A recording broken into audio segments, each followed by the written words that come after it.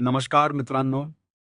आज आपण अशा एका महत्त्वाच्या राजकीय आणि आर्थिक पुस्तकाचा सारांश पाहणार आहोत, ज्याने 20व्या शतकातील राजकारण आणि अर्थव्यवस्थेवर मोठा प्रभाव टाकला. या पुस्तकाचे नाव आहे imperialism, the highest stage of capitalism आणि याचे लेखक आहेत व्लादिमीर लेनिन. हे पुस्तक एका महत्त्वाच्या प्रश्नावर चर्चा करते.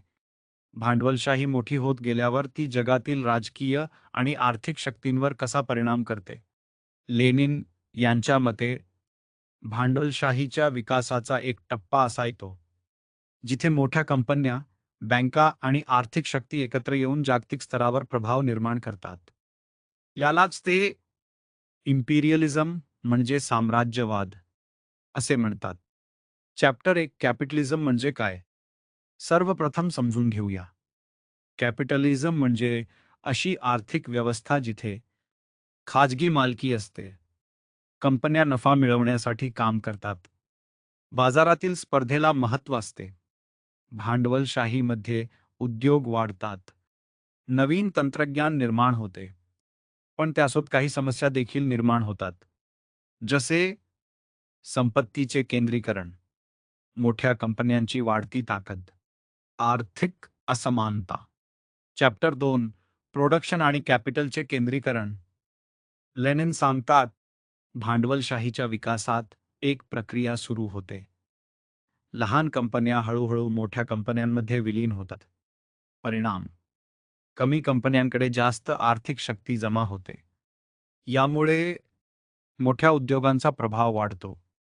आजच्या काळात आपण याची उदाहरणे मोठ्या टेक्नॉलॉजी कंपन्या, ग्लोबल कॉर्पोरेशन्स यांच्या रूपात पाहू शकतो. चॅप्टर 3 बँक्स आणि इंडस्ट्री यांचे एकत्रीकरण. या पुस्तकातील एक महत्त्वाचा विचार आहे बँका आणि उद्योग यांच्यातील संबंध. जेव्हा मोठ्या बँका आणि मोठे उद्योग एकत्र काम करतात, तेव्हा आर्थिक शक्ती काही हातांमध्ये केंद्रित होऊ शकते. लेनिन याला फायनान्स कॅपिटल असे म्हणतात. चॅप्टर 4 कॅपिटल एक्सपोर्ट, भांडवलाचा परदेशात प्रवास. लेनिन यांच्या मते विकसित भांडवलशाही देशांमध्ये अतिरिक्त भांडवल तयार होते. हे भांडवल नवीन गुंतवणुकीसाठी दुसऱ्या देशांमध्ये जाते. यामागे कारणे असू शकतात. नवीन बाजारपेठ, स्वस्त संसाधने, नवीन संधी. यामुळे आर्थिक संबंधांसोबत राजकीय प्रभाव देखील वाढू शकतो. चॅप्टर 5 जगाची विभागणी. इम्पिरियलिझममध्ये एक महत्त्वाचा मुद्दा आहे जगातील शक्तिशाली राष्ट्रांमधील स्पर्धा. जेव्हा मोठ्या शक्तींना बाजारपेठा, संसाधने, व्यापार मार्ग यासाठी स्पर्धा करावी लागते, तेव्हा जागतिक राजकारणावर त्याचा परिणाम होतो.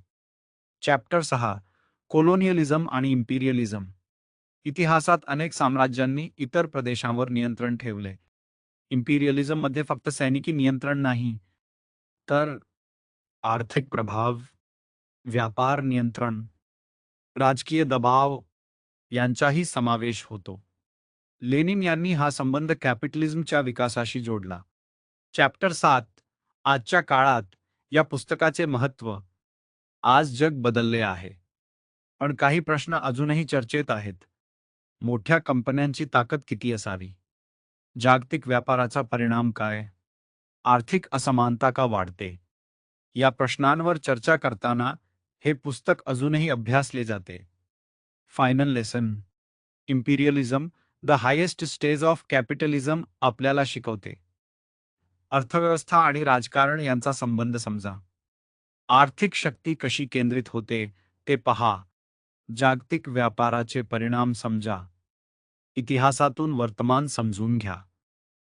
मित्रांनो, हे पुस्तक फक्त एका आर्थिक व्यवस्थेची टीका नाही, तर जगातील शक्ती, पैसा आणि राजकारण यांच्यातील संबंध समजून घेण्याचा एक प्रयत्न आहे.